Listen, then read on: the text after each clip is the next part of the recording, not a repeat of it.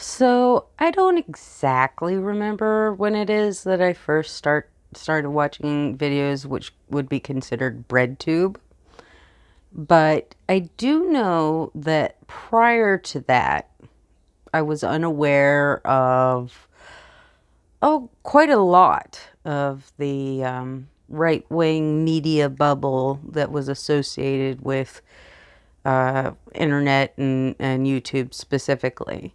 And so that is the first time I ever heard of the Daily Wire or Ben Shapiro or any of those people.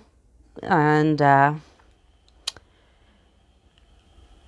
haven't ever watched any of their content, but a lot of the commentators that I watch uh, criticize or break down or discuss things they've made and the themes or the background or all sorts of different aspects. And so while I haven't directly experienced any of their content, I've seen quite a lot of clips from a lot of different sources.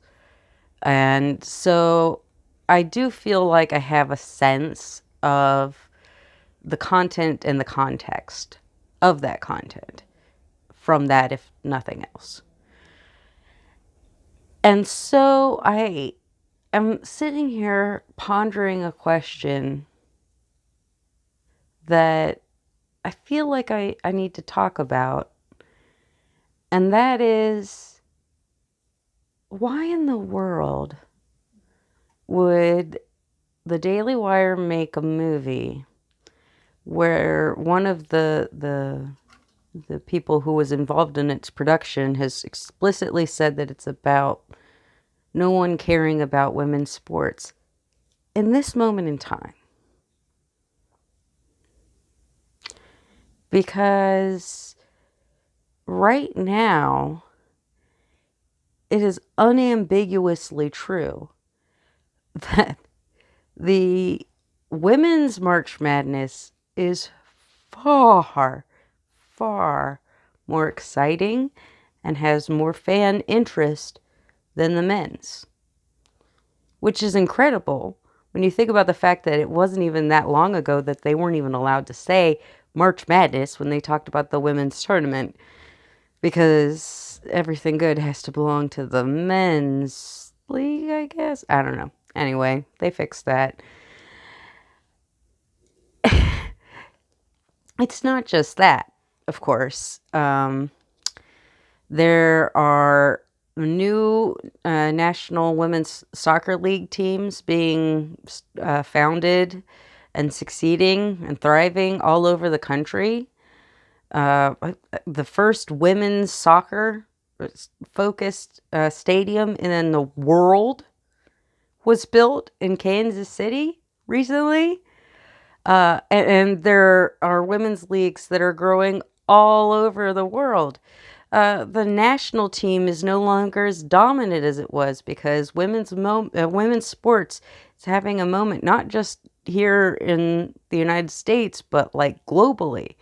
You know, Brittany Griner is a huge star. It was a huge thing when she was, detained by the Russians over a ridiculous thing, Like, women athletes. I mean, Simone Biles is hugely famous.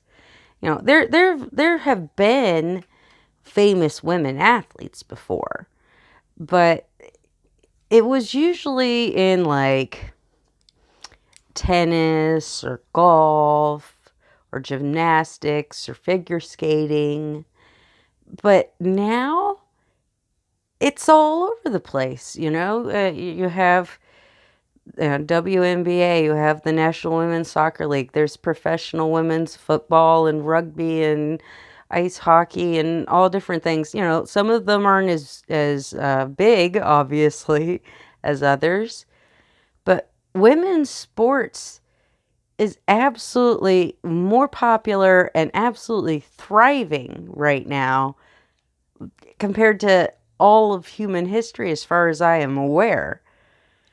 And so it's so strange that they would make a movie that has the conjecture, at least on some level, that nobody cares about women's sports. And so that leaves me with the question,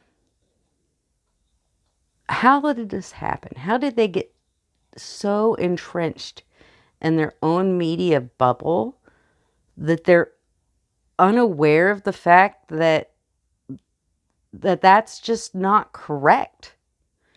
That women's sports are more popular than they've ever been. How did they miss this? I mean, do they not watch ESPN? I remember growing up, my dad watches SportsCenter religiously every morning. And he stays down here with me in the winter times in Florida because my mom does not like the snow in West Virginia. And so I get to watch a lot of ESPN. And let me tell you, when I was a kid, the top 10 plays did not frequently have female athletes, but they do now. I'd say it's maybe 33%. I mean, it's not equal by any means, but there's usually at least a couple or 2 to 3 highlights at least that are female sports. And it's not just WNBA or soccer or whatever. I mean, you'll see lacrosse. My dad says that ladies volleyball is having a huge moment as far as popularity, and that you're seeing huge ratings for broadcasts of that and huge attendance. I mean, it just is absolutely bizarre to me that they're unable to see something that is extremely obvious, as far as I can tell, in any sort of media related to sports, you know? I mean, people talk about Sue Bird and Megan Rapinoe and Alex Morgan, and there's a lot of wonderful female athletes. Katie Ledecky, Lindsey Vonn. You know, like I could go on and on and on, literally, because female sports are coming up in the world. People are showing that they care. You know, I've been to professional women's soccer matches multiple times, and there are people that are very, very enthusiastic to go to those games. So, what's going to happen to these people as they fall farther and farther away from reality? You know, when they put themselves in so tightly in their own little bubble, what happens to them in the long run? Because it seems like a trivial thing to miss that women's sports are having a moment, but it's not when you're making a movie that's ostensibly about women's sports. You know, like you're unable to make any sort of commentary on a topic if you clearly have no understanding from even the most fundamental level about the subject that you're supposedly having your movie about, you know? What do you think, B? My dog. Well, my parents' dog, really. But, yeah, it's so strange. And I don't really know. You know, we talk about people living in bubbles.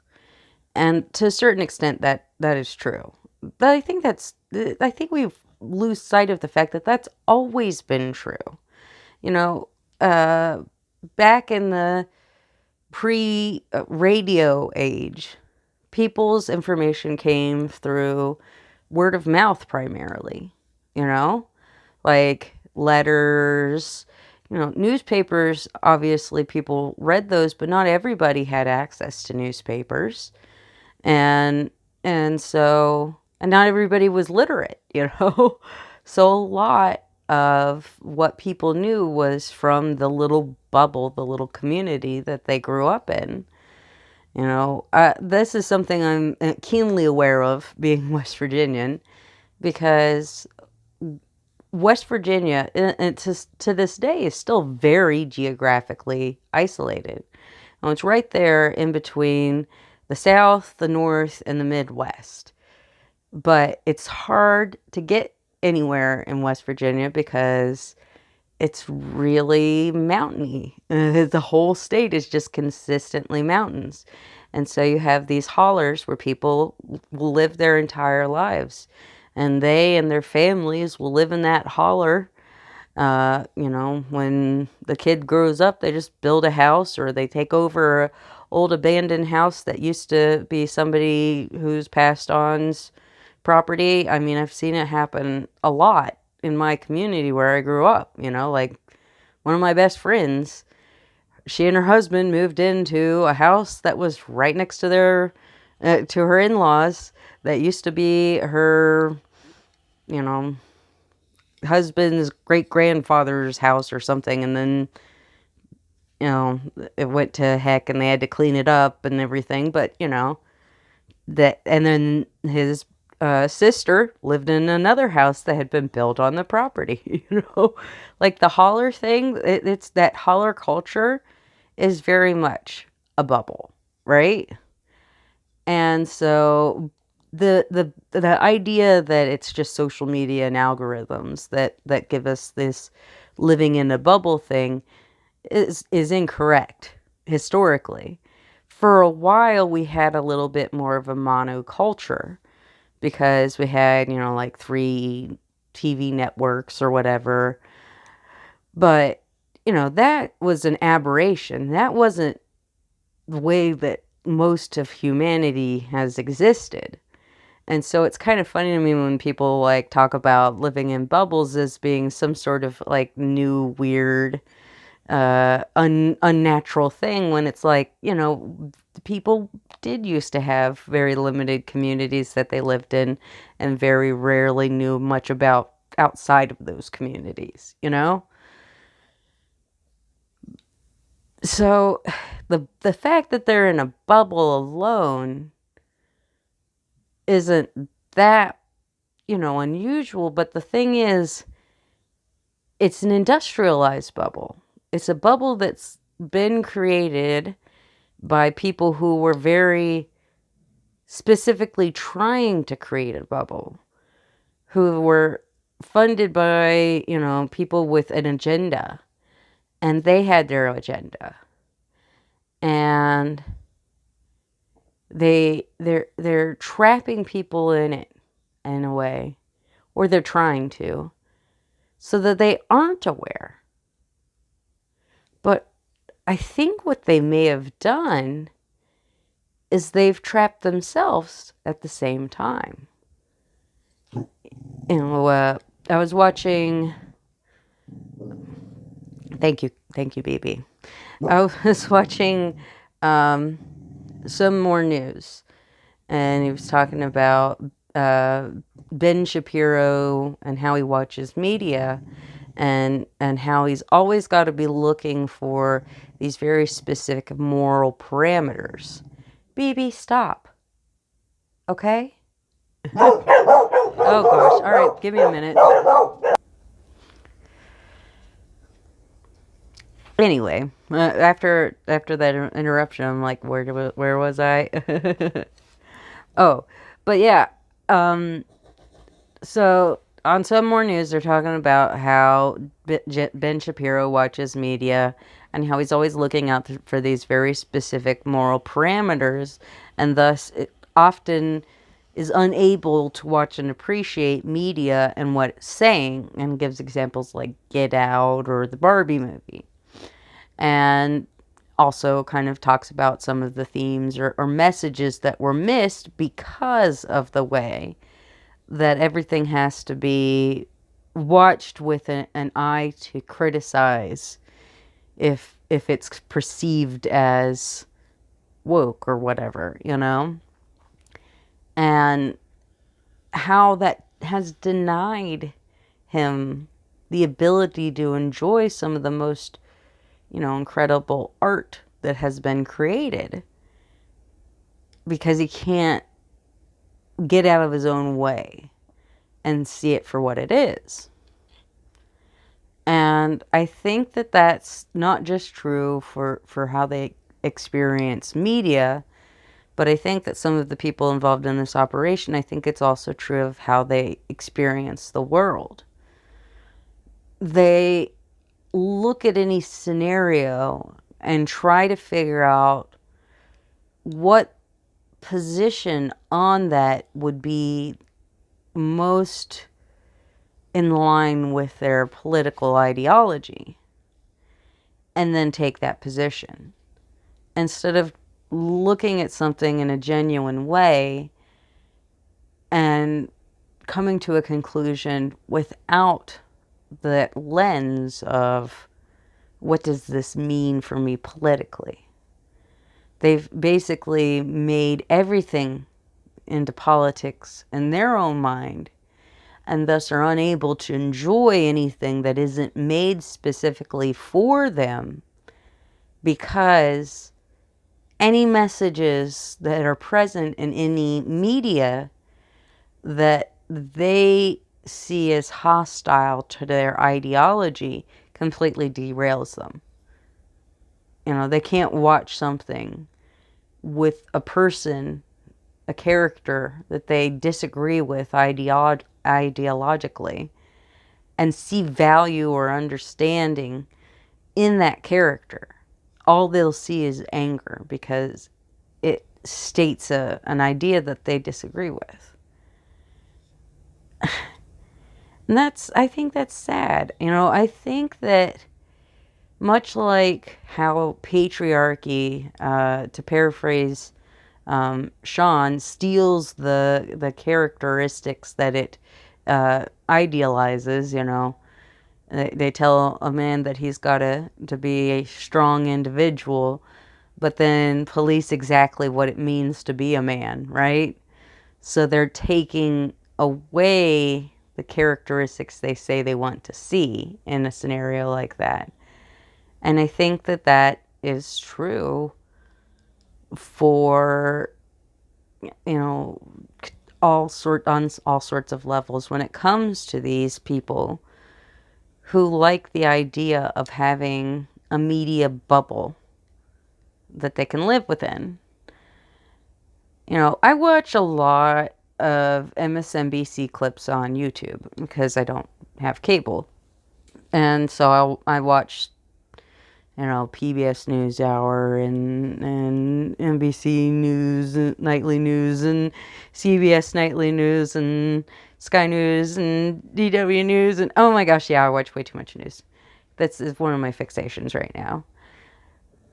And it just is so funny to me when people talk about MSNBC as being this like lefty channel, but it's really not. Like Nicole Wallace, their afternoon person, Republican. Joe Scarborough, their morning guy, Republican. They have Michael Steele, you know, who was the RNC chair. I mean, there are a lot of Republican voices on MSNBC. You know, it is maybe left-leaning centrist in some places, but not really, you know. And I think that the reason why people want to cast MSNBC as this like lefty channel is to make it seem like there is an equivalent of Fox News for the left. But there's really not. You know, people on MSNBC do not carry water for the Democrats the same way that Fox carries water for the Republicans. There is quite a lot of criticism of Democratic politicians on MSNBC. There are a lot of viewpoints from different political perspectives on MSNBC. Oh no, I'm so sorry. But, whoop. the fact that there isn't an easy equivalent is very telling, I think. And the fact that there the society wants to create a narrative that there is also very telling. You get a lot of these people who want to kind of check out from politics that will say that both parties are the same and blah, blah, blah.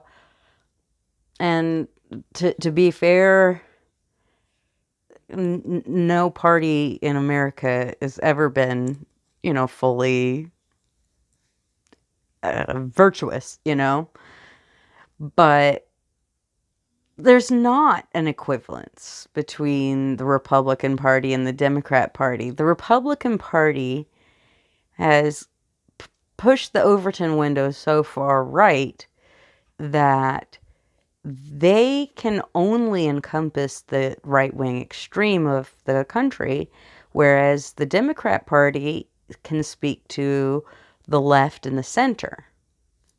So that means intrinsically the Democrats have more voters. And so that's why the Republicans have to game the system. So I think that people like Ben Shapiro and Jerry Boring and all of them, I think that they want to believe that all of the media is the left's version of what they're trying to do, which is very funny because, there's media that has left messages or right messages, and there's media that has a mix of messages or has messages of, different ideas, anarchism or, all sorts of different things. There's all sorts of different points of view represented in media. And so to try to paint everything that isn't theirs as lefty, they have to functionally misunderstand the world so deeply that I wonder what'll happen to them in the long term, Like, it's hard to make money when you don't understand the business you're in, when you functionally don't understand it. And I kind of think that's where they're at. I don't think they functionally understand entertainment. And so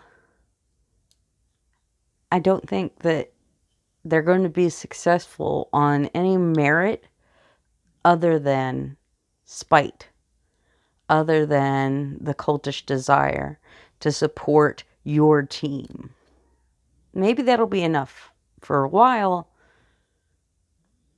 but I can't imagine that their team is going to be recruiting very many more people in the long term, because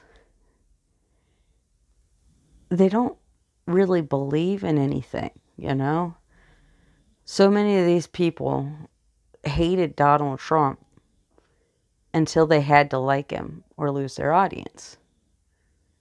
They don't really believe. They're not really willing to take a stand.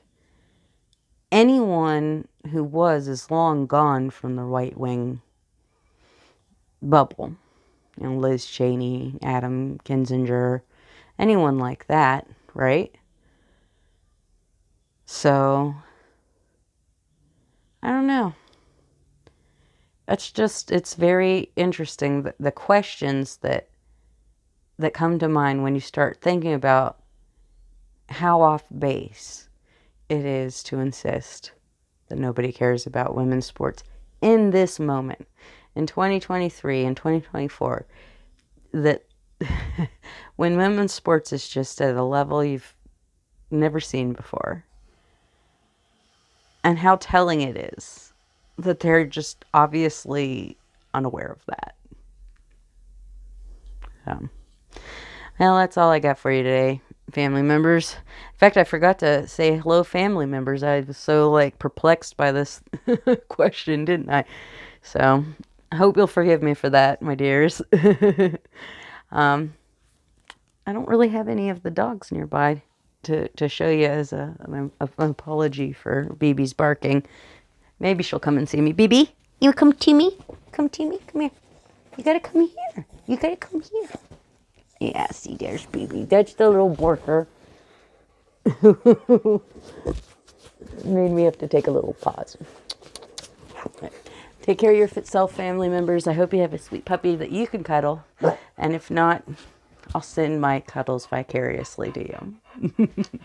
Bye.